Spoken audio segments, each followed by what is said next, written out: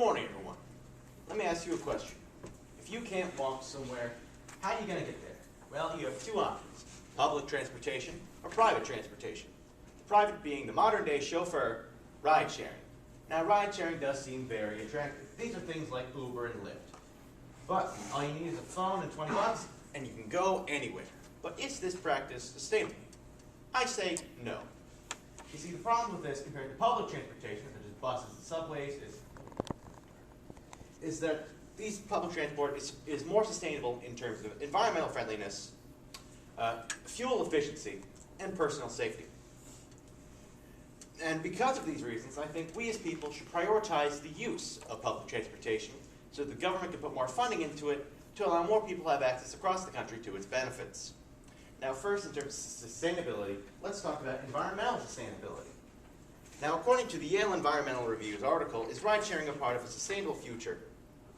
They studied that with the impact of Uber, more cars are appearing on the street, despite the fact that less people are using their own cars. The problem with this is because of Uber's hyper-accessibility, is that people that would have usually just walked or biked somewhere, now have the option of you taking a car, and will use that more. That means more cars on the road. More cars on the road means traffic jams. And traffic jams means cars staying in one place shooting off carbon emissions. And that leads to climate change.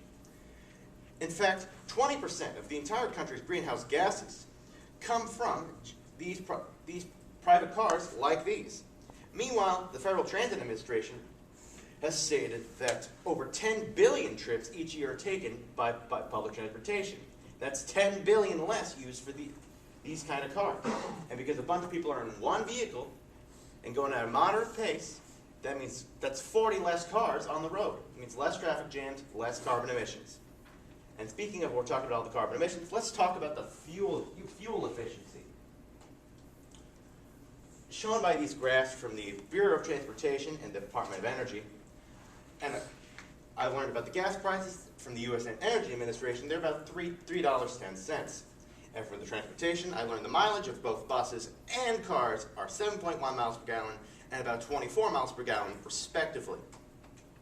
And doing all the math to figure out the efficiency based off the cents per gallon, per mile, per gallon, per person, for each, ride sharing is about 7 cents, whereas at a max capacity bus, it's about 1 cent.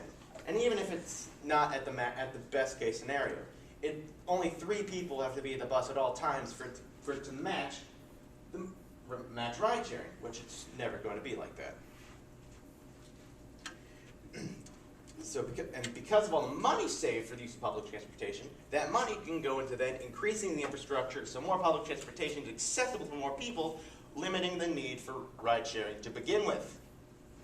And lastly, let's talk about the most important form of sustainability. Personal sustainability.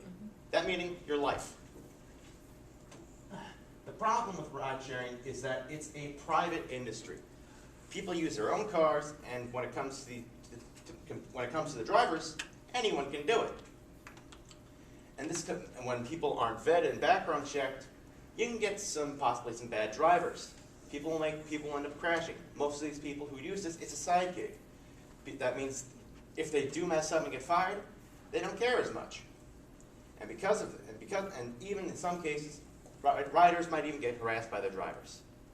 And the problem with all this is, according to the California Law Review, is that transportation network companies like Uber and Lyft, they cannot be held accountable for the actions of their drivers because they're selling the service, not the people. If the people do something bad, they can't be held accountable, so they don't really care. Meanwhile, public transportation, all the people who drive these are vetted, trained, and hired by the government. They make sure they get the best people for the job and make sure to protect the most people. According to Federal Transit Administration, the Metro, the place that runs all the buses and subways in the country, each bus and train has their own safety management system to make sure if things go wrong, the people driving the bus know what to do to make sure to save the most people. Additionally, they also work with county sheriffs to make sure that all the public transportation is monitored and surveillance to make sure anything that does go wrong can be solved. They also have little bomb-sniffing dogs in case of terrorism.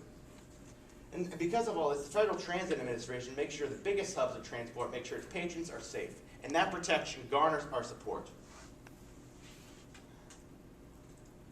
In conclusion, public transportation simply provides a better set of circumstances to allow for it to survive much longer than the current fad of ride sharing. It's simply not sustainable.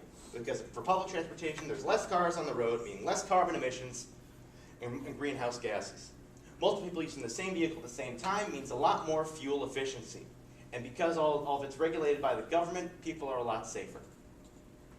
All of this is why I think we should really keep using public transportation so more people can have access to it in the future. The future is bright. We can see it. And to get there, there's only one bus stop or train station away. Thank you.